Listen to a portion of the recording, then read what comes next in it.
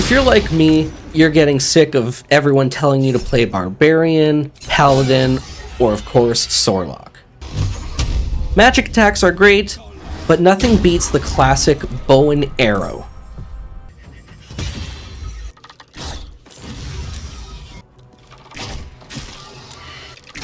So if you love using your bow and arrow, you're looking for a nice ranger build that can do a crap load of damage, this is the build for you. So what we're going to do is we're going to start with ranger. For our favorite enemy, it doesn't really matter between the two. You are going to be facing a variety of enemies here, but I'm just going to go with Keeper of the Veil. Because this build is based on essentially being a glass cannon, what I recommend doing is taking a resistance. It doesn't really matter which one you take, but it is completely up to you. I'm going to take the cold one for our purposes here. For our stats, what I recommend doing is, because it's dexterity and constitution based, I recommend getting your constitution and dexterity to 16 and get everything else to 10, because you don't want to have a negative when it comes to any of your saving throws. For the last 3 points, you could really put it into anything. I recommend putting it into charisma, because then you get the benefit of having better prices with traders, and that's always helpful. For level 2, we're still going to be sticking with the ranger. For the spells, I recommend taking Hunter's Mark, because it's always useful to get an extra 1 to 6 damage on a target. For the next one, highly recommend taking Longstrider, because you get the extra 3 meters of movement. And that is actually going to be really important when it comes to this build, and I'll explain a little bit later. For your fighting style, defense, you could take it. I wouldn't recommend it. You're getting +1 bonus to armor class, but what you really want is the +2 bonus to your ranged weapon attacks with archery.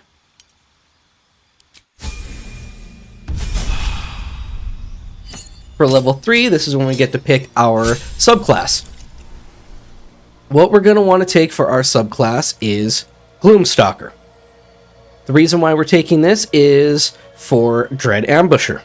You get a +3 bonus to initiative, and on your first turn of combat, your movement speed increases by another 3 meters, and you get to make an additional attack that doesn't count as an action or a bonus action, and it deals an additional 1d8 damage. For your spell, this doesn't really matter a whole lot. I like taking Cure Wounds because it's nice to have a heal.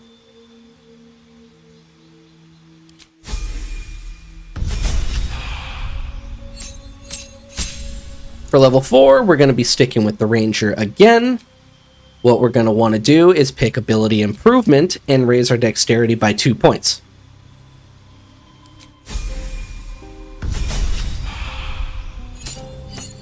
Level 5, this is going to be the last level that we put into Ranger. The reason why it's our last one and why we need to get to it is for extra attack. You just get another attack when you use a ranged attack.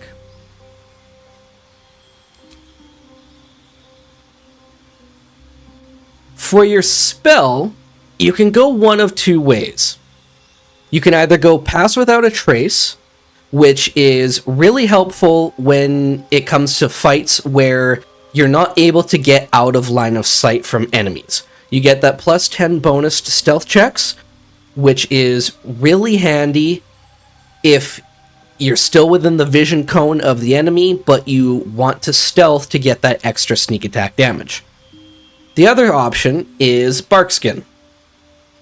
Simply, it increases your armor class up to 16. Because this build is around being a glass cannon, you're not going to have much armor, so it definitely does help. I'm going with Pass Without Trace, because I like using that more.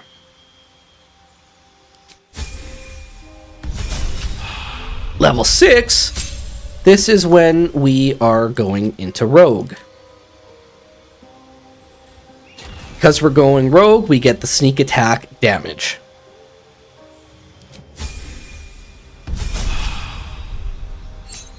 Level 7, we are still sticking with Rogue.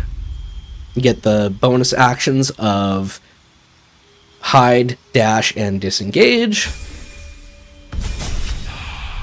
And this is the last level that we're going to be putting into Rogue. And what I recommend is taking Thief. You get an extra bonus action, which is very important for this build. If you are doing a lot of fights where it's not going to last more than one turn, you could always go Assassin, assuming you're always going to be getting the drop on your enemy. Because if your enemy is surprised, you get a critical hit. It is very good, but because most fights last more than one turn, I recommend picking Thief for the extra bonus action.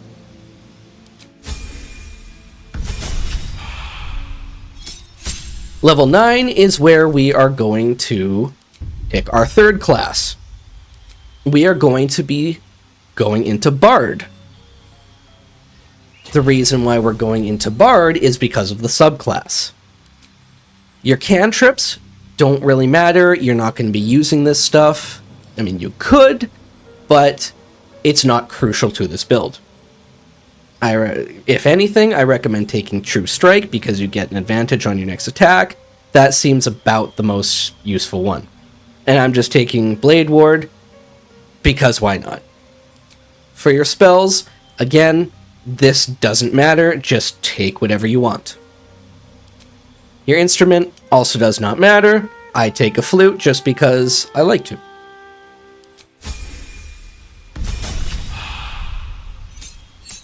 Level 2, or level 10, we are picking Bard level 2. Again, this does not matter. You can pick whatever you want. Speak with animals, it can be useful for story content, stuff like that. I'll just pick Speak with Animals.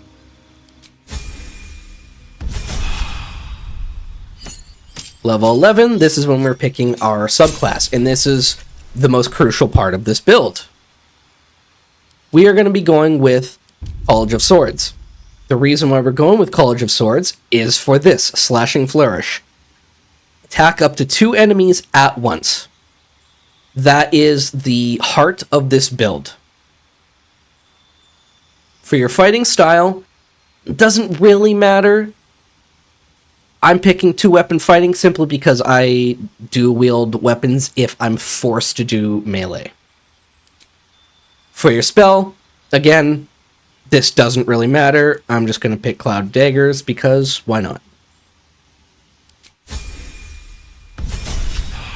And for the last level of Bard, most important thing is the feat. We are going to be picking Sharpshooter. Range attacks have a -5 penalty to their attack roll, but deal an additional 10 damage. Because this build is built around being stealth and getting the sneak attack, that -5 penalty does not really matter. Because you're still going to have a high percentage chance to hit your target. Again, your spells don't really matter. I'm just going to pick Hold Person, and then for your cantrip, I'm just going to pick Friends because, you know, it helps with vendors. Buying and selling items. So if we look at the gear that I'm wearing, there's nothing special. I've just got a blue bow. Green feet does not impact my build. I've got gloves that give me an additional 2 range damage.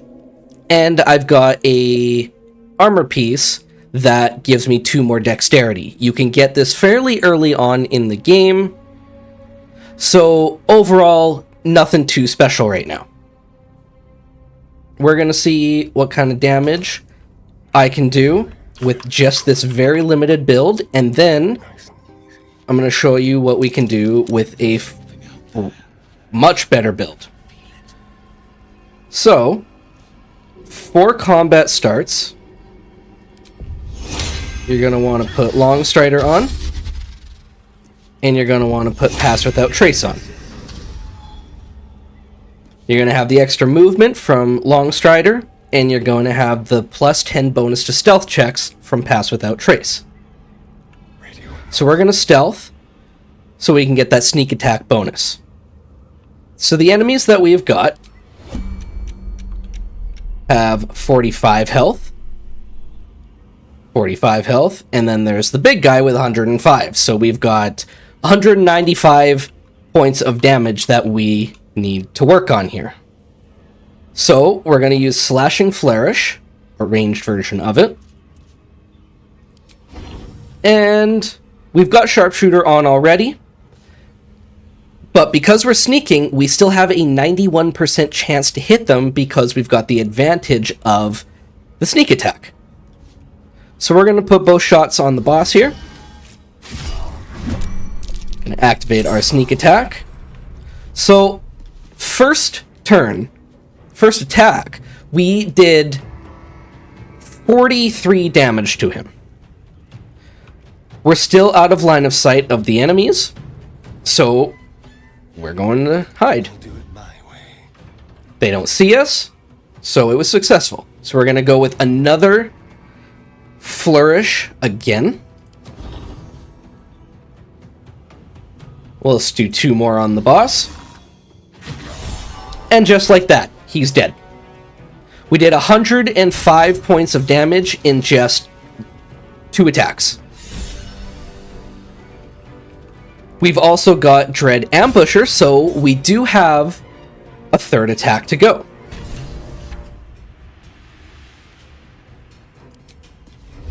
So, Dread Ambusher on that guy. It missed, unfortunately. But we've still got attacks to go. So we're going to put 1 on them. And we'll put 2 on them. And that enemy is dead. And that was without hiding a second time. If we were to hide again, it still would have killed them, but it would have done more damage. So on our first turn, even though we did miss an attack, we did 150 damage. Now we're going to see what a much more complete build is capable of. So we have got the Horns of Berserker for a +2 bonus to attack rolls. Now, the Horns of Berserker can be found in Act 3 in Baldur's Gate. We've got the Shadeslayer Cloak, which reduces the number that we need for a critical hit by 1, and the Shadeslayer Cloak can be found in Act 3 at the guild's base. Our chest, gloves, and boots have not changed. We've got the Caustic Band, which can be found in the Underdark in the Myconid Colony, found at one of the vendors. We've got the Strange Conduit Ring, which can be found in the Creche in Act 2. And lastly, we have got our bow, which can be found at the Steel Watch Foundry in Act 3. With this bow, we've got possibility to inflict Guiding Bolt. We've also got Celestial Haste, which is going to give us 5 turns of doubling our actions. With our rings, while concentrating, which we will always be doing, we've got 1 to 4 psychic damage. We've got 2 acid damage on all of our weapon attacks as well. So, like last time, we're going to start with Long Strider. If you don't have this bow, you're going to use Pass Without Trace. But because we have this bow, we are going to use Celestial Haste. Okay, so now we're going to sneak up to our enemies over here. We're going to pray that our perception check succeeds, and it did. So now I'm going to put turn-based mode on so haste doesn't start wearing down and I don't lose that. Okay, so we are hidden. They do not see us. So what we're going to start with is our Slashing Flourish. So we're going to put them both on the boss here. We've got an 88% chance to hit them. And we're going to activate our sneak attack. So on our first attack, we just did 105 damage. and one-shot the boss there. We've still got 3 more actions and 2 bonus actions to go. So, because no one sees me, we're going to hide again. Going to use Slashing Flourish. We're going to put 1 on each of these guys here. And we did 39 damage to that one, and we did 35 damage to that one. We've still got another hide action here. So we're going to do that, and we've got our last Bardic Inspiration, so we're going to do another Slashing Flourish, and that finishes off the 2 enemies there. So, in just 3 turns, we have done 45, 45, 105, so we've done 195 damage. But we've still got Dread Ambusher from our Gloomstalker. So, we're going to move up a little bit so the enemies are in range. So we're going to go with Gloomstalker. We got a 70% chance to hit them still. So we're going to go with that. And we just did another 36 damage. But we've still got more attacks to go. So we're going to go finish that one off. And with our last action here, hopefully we can get within range here. We're going to go and attack this one here. So there you go. So we've got 195 damage there. We've got plus another 45 damage there. And then we did 34 damage there. So in just 1 turn, we managed to kill 4 enemies, almost kill a 5th, and one of the 4 enemies that we killed was a boss. So overall, this build is going to just demolish enemies, and if the fight's not over after your first turn here, you've still got the benefit of your sneak attacks. So as long as you are getting out of line of sight of enemies and you are then using your bonus actions to hide, you're always going to be getting your sneak attack damage. So, playing this forward a little bit more, we're just going to end our teammates' turns. So, all the enemies are surprised because we got the jump on them, so that still works to our advantage. So, they're looking at me right now. They see me, so I'm not going to be able to get my sneak attack bonus. But what I can do is I can move, and we've got Long Strider, so we've got all this extra movement, remember? So we're going to be moving all the way over here. We are going to use hide. We'll do it my way. So now we've got our sneak attacks. We've got that advantage again. Sharpshooter is still on, but we've still got a 91% chance to hit our target. So they still don't see us, so we're going to hide again. We're going to attack again. And there you go. You've still got your sneak attack bonus. Even when you are out of your Bardic Inspirations, you're still doing a lot of damage. In just 1 turn, I managed to kill that enemy. And because we've got haste, we've still got 2 more turns to go. So we're going to finish off this enemy. And we're just going to do a little bit of damage to that one. We got lucky with that one critting. But it definitely helps that we only need to roll 19 to get a crit. So all of these guys' turns just skipped. So we've killed 1, 2, 3, 4, 5, 6, and almost a 7th enemy in 2 turns with just 1 character. Well, there you go. I hope you found this video helpful. Be sure to like and comment below, hit that subscribe button, and happy hunting.